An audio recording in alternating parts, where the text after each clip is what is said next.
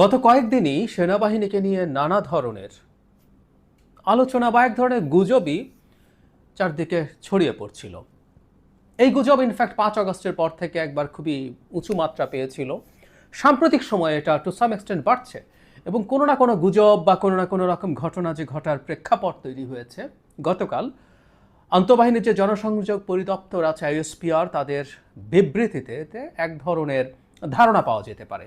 আমরা এই প্রসঙ্গে কয়েকটা কথা বলবো এবং বিশেষ করে সেনাবাহিনী এবং আরও স্পেসিফিকলি বললে বর্তমান সেনাপ্রধানের বিরুদ্ধে দীর্ঘদিন থেকে একটা সিস্টেম্যাটিক প্রোপাগ্যান্ডা এবং তাকে পদ থেকে সরিয়ে ফেলার যে চেষ্টা আছে সেটা নিয়ে আমাদের একটু কথা বলা দরকার। এবং বাংলাদেশের বর্তমান প্রেক্ষাপটে এই ভদ্রলোক দায়িত্বে থাকা আমাদের গণতান্ত্রিক ট্রান্সফরমেশনের জন্য কতটা গুরুত্বপূর্ণ সেটা নিশ্চয়ই আমরা বুঝতে পারি।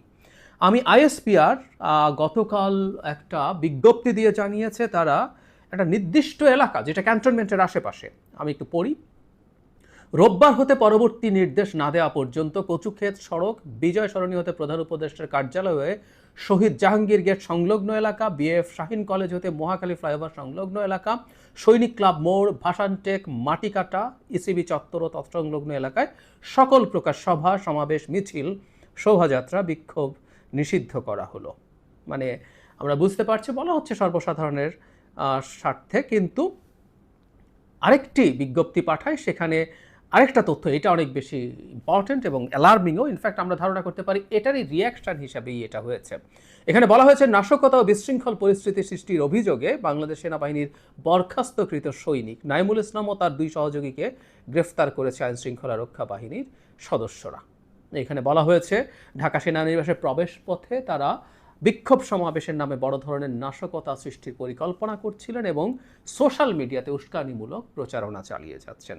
এই নাইমুলকে নিয়ে আইএসপিআর তার বরখাস্ত করা হয়েছিল 5 আগস্টের পরে। কেন বরখাস্ত হয়েছিল তার কিছু পারিবারিক ইস্যুর কথা আছে, কিন্তু এখানে খুব গুরুত্বপূর্ণ একটা জায়গা আমরা খেয়াল করে বলা হচ্ছে এই ধরনের শৃঙ্খলা বহির্ভূত কর্মকাণ্ড থেকে নিবৃত্ত করতে সেনাবাহিনীর একটি প্রতিনিধি দল শনিবার দুপুর 2:30টায় ঢাকার খিলক্ষেত বটতলা বাজার এলাকায় নাইমুলের সাথে যোগাযোগের চেষ্টা করলে নাইমুল তার কিছু সহযোগী সহ উপস্থিত একজন সেনা সদস্যের ওপর দেশীয় অস্ত্র নিয়ে অতর্কিত হামলা চালায়। তাৎক্ষণিকভাবে তারা আশপাশ থেকে যারা আসে তারা এসে নাইমুলকে আটক করেছে, এরকম তথ্য দেওয়া হয়েছিল।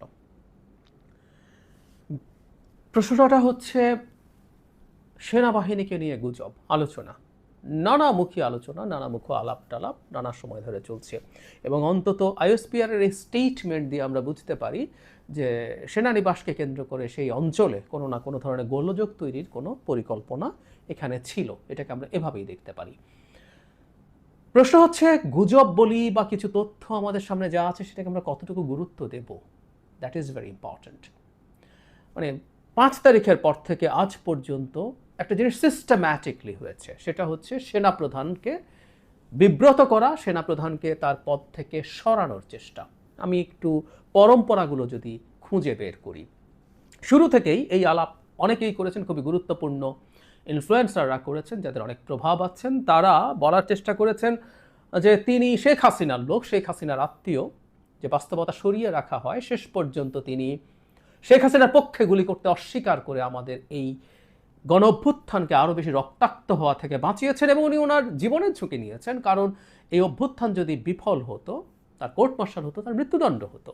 কিন্তু তাকে সেটার স্টিগমা দেওয়া হয়েছে। শুধু তাই না, তাদের হাতে 600 কতজন যেন বিভিন্ন পর্যায়ের লোকজন ছিল, তাদেরকে তারা জীবনের নিরাপত্তা দিয়েছিলেন। তারা এখন কোথায় আছে সেই প্রশ্ন তোলা হয়।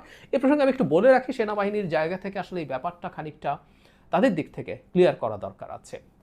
কিন্তু এরপর যাবতীয় বহু কিছুর সাথেই যেখানেই যেটা ঘটছে, যেটা আমাদের অনেকের পছন্দ হচ্ছে না, তারা সেটাতেই সেনাপ্রধানকে জড়িয়ে ফেলার চেষ্টা করছেন। যেখানেই যেটা ঘটুক না কেন, যাই ও নাই, ও বিদেশে গেছে, সে বিদেশে গেছে, হামিদ পালিয়ে গেছে, সব সেনাপ্রধান জড়িত, এভাবে তাকে কেষ্টা বেটাই চোর এরকমভাবে স্টিগমাটাইজ করার চেষ্টা হয়েছে। এর মধ্যে দুটো ভয়ঙ্কর ব্যাপার ঘটেছে। আমরা ওইসব নিয়ে তখন খুবই উত্তাল সময় গেছে কথা বলেছি। জনাব হাসনাত আবদুল্লাহ সেনাপ্রধানের সাথে দেখা করে এসে এমন কিছু কথা বলেছেন যেগুলো অবিশ্বাস্য ছিল। তাদের এই বক্তব্য নিয়ে তীব্র আলোচনা এবং সেটাকে ভিত্তি করে সেনাপ্রধানকে ভিলেইন বানানোর চেষ্টা করা হয়েছে, যেখানে রিফাইন্ড আওয়ামী লীগ ছাড়া নির্বাচন হতে পারবে না বলে নাকি তিনি বলেছেন। এর চাইতেও গর্হিত কাজ করেছেন আসিফ মাহমুদ সজীব ভুঁইয়া। তিনি সরকারের ক্যাবিনেটের একজন সদস্য হয়ে সেনাপ্রধান এবং প্রধান উপদেষ্টার মধ্যে বিভ্রান্তি, বিতর্ক, তাদের মধ্যকার সম্পর্ককে নষ্ট করার মতো বক্তব্য দিয়েছেন অত্যন্ত এক্সপ্লিসিট ভাষায়। আসিফ মাহমুদ সজীব ভুঁইয়া আসলে ক্ষমতায় থাকা, দায়িত্বে থাকার যোগ্যতা হারিয়েছিলেন সেদিনই, কিন্তু সরকার তাকে রেখে দিয়েছে। অনেক খেলা আছে, এজন্য আমরা বলছি খেলাগুলো থাকতেই পারে। আমরা সেনাপ্রধানকে গণঅভ্যুত্থানের ভূমিকা তো বটেই, পরবর্তী সময়ের জন্য আমি এভাবে বলতে চাই যে তিনি অন্তত প্রথম থেকে এখন পর্যন্ত যতটুকু ভিজিবল, উনি এটা ট্রু, উনি অন্তর্ভুক্তিমূলক নির্বাচনের কথা বলেছেন যাতে আওয়ামী লীগকে ইন্ডিকেট করে, এটা আছে, এটা অস্বীকার করার ব্যাপার নেই। তিনি তার ব্যক্তিগত পছন্দ এটা হয়ে থাকতে পারে, কিন্তু তিনি নির্বাচনের কথা বলছেন। এবং আমাদের নিশ্চয়ই মনে আছে বাংলাদেশে সরকারের দিক থেকে, মানে সরকারের দায়িত্বে থাকা কোনো ব্যক্তির মধ্যে সর্বপ্রথম নির্বাচন সম্পর্কে একটা টাইম ফ্রেম তিনিই বলেছিলেন রয়টার্সের সাথে। সরকার পতনের, হাসিনার পতনের এবং পালিয়ে যাওয়ার 1-1.5 মাসের মধ্যে, সেখানে তিনি বলছেন 18 মাসের মধ্যে নির্বাচন হওয়ার জন্য তারা সরকারকে সাহায্য করছেন। এরপর তিনি একটা বক্তৃতা করেন, যে বক্তৃতাটা নিয়ে অনেক সমালোচনা হয়েছে। তিনি যে ঢঙে কথা বলেছেন এটা অনেকের কাছে ভালো লাগেনি, সেটা আলোচনার জায়গা আজকে না, কিন্তু সেখানেও তিনি আসলে নির্বাচনের কথা বলেছেন, যেটা এই বছরের মধ্যে হয়ে যাবে এই রকম। তার সেই 18 মাসের যে ব্যাপার সেটার মধ্যে তিনি স্টিক করেছেন, পরবর্তীতেও আরও করেছেন। সুতরাং এটা আমাদের জন্য সৌভাগ্য, আমাদের একজন উচ্চাভিলাষী সেনাপ্রধান নেই যিনি ক্ষমতা দখল করতে চান। সত্যিকার অর্থে শেখ হাসিনার যখন পতন এবং পালিয়ে যাওয়ার মতো পরিস্থিতি হয়, তার আগেই এই মুহূর্তে দরকার সেনাবাহিনী সরকার স্লোগান হয়েছিল। আমি বোধ করি সে সময় সেনাবাহিনী যদি ক্ষমতা নিয়ে নিত, এদেশের জনগণ সেটায় খুব একটা নাখোশ হতো না। আমরা এটার পক্ষে ছিলাম না, কিন্তু সাধারণ মানুষজন সেটাকেও একসেপ্ট করতো, শেখ হাসিনাকে খেয়ে দিয়ে যদি সেনাবাহিনী ক্ষমতা নিত। কিন্তু তিনি সেটা নেননি, এবং আবারও বলছি এটা আমাদের জন্য সৌভাগ্য যে তিনি নির্বাচন চান। কোনো ভোলেটাইল পরিস্থিতিতে কোনো রকম কোনো ঘোলা পানিতে মাছ শিকারের তার কোনো ইচ্ছে নেই। কিন্তু এটা সবচেয়ে জরুরি কথা, তাকে সরিয়ে ফেলার একটা সিস্টেম্যাটিক প্ল্যান আছে, চলছে, এবং যে গোষ্ঠীটা এটা করার চেষ্টা করছে সেই গোষ্ঠীর পক্ষ থেকে প্রকাশ্যে এই সরকারকে 5 বছর ক্ষমতায় রাখার আওয়াজ তোলা হয়েছে। সুতরাং তার চলে যাওয়ার সাথে এই সরকারের 5 বছরের থাকার সম্ভাবনা আছে, কারণ খুব অল্প সময়ের মধ্যে নির্বাচন হবে। এটা সরকারের হিসাব মতে ডক্টর ইউনূস যা বলেছেন সেটা সর্বোচ্চ সীমা আর 1 বছর, জুন যদি চিন্তা করি। আর আবহাওয়া বা সব কিছু বিবেচনা করলে এটা মিড অফ ফেব্রুয়ারির আগেই আসলে নির্বাচন হয়ে যাওয়ার কথা। সেই ক্ষেত্রে 6-7-8 মাস, নট মোর দেন দ্যাট। যিনি নির্বাচনটা চাইছেন এই সময়ের মধ্যে হতে হবে, সেই সময়ের মধ্যে যদি নির্বাচনটা না হওয়াতে হয়, একটা গুরুত্বপূর্ণ সেফগার্ড নির্বাচনের পক্ষে মিলিটারি চিফ না থাকলে তো ভালোই হয়। সুতরাং যে গোষ্ঠীটা তাকে সরাতে চায় সেই গোষ্ঠীটা ডক্টর ইউনূসকে 5 বছর রাখার কথা প্রকাশ্যে ঘোষণা করেছেন, একটা ফর্মুলা দিচ্ছেন। এবং এই কথাটাও বলে রাখা জরুরি, সাম্প্রতিক সময় একটা গুরুত্বপূর্ণ পদায়ন, রোহিঙ্গা বিষয়ক হাই রিপ্রেজেন্টেটিভকে ন্যাশনাল সিকিউরিটি অ্যাডভাইজার করা হয়েছে। শুধু না, তাকে ডিফেন্স মিনিস্ট্রি সামলানোরও দায়িত্ব দেওয়া হয়েছে। তিনি সাহায্য করবেন প্রতিরক্ষা মন্ত্রী, তার মানে আমাদের প্রধান উপদেষ্টাকে। অথচ একটা জিনিসকে আমরা খেয়াল করছি, জনাব খলিল এই দায়িত্ব পাওয়ার আগেই একজন নিরাপত্তা বিষয়ক বিশেষ সহকারী মন্ত্রীর পদমর্যাদায় ছিলেনই। তো ডক্টর ইউনূসকে কি তিনি যদি সাহায্য প্রয়োজন হয় তিনি সে সাহায্য করতে পারছিলেন না? সেখানে আবার এনাকে কেন আনা হলো? যে গোষ্ঠীটা সরকারকে 5 বছর রাখতে চায়, যে গোষ্ঠীটা জনাব ওয়াকারকে ক্ষমতা থেকে সরাতে চায়, আমাদের নিরাপত্তা উপদেষ্টার সাথে তাদের সুসম্পর্কের নানা প্রমাণ পাবলিকলি আছে। আমি জানি না, আমি সত্যিই জানি না, আমি জাস্ট কতগুলো তথ্য মতো দিলাম, এগুলো কোনো কিছু সিগনিফাই করে কিনা আমি নিশ্চিত নই। কিন্তু আমরা এই জিনিসগুলো একটু হিসাব করব, একটু প্ল্যানের মধ্যে রাখব। আমরা একটা কথা মনে রাখব, বাংলাদেশের সামনে যে সময়টা আসছে, আমরা অত্যন্ত ভোলেটাইল একটা সময়ের দিকে আগাচ্ছি।